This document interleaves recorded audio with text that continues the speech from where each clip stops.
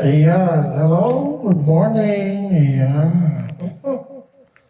Ang oras po natin ngayon ay 5:32 ng umaga. At ang araw na po natin ngayon ay January 16, 2026. At sa punto't pagkakataong rin, ayan, ay ating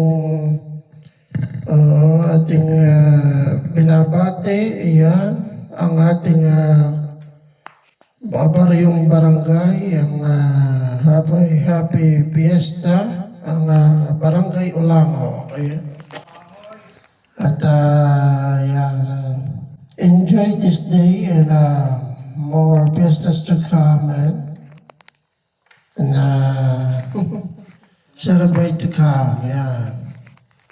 At ayan, salamat po. Bye. Yan, dumilim na po. Bye.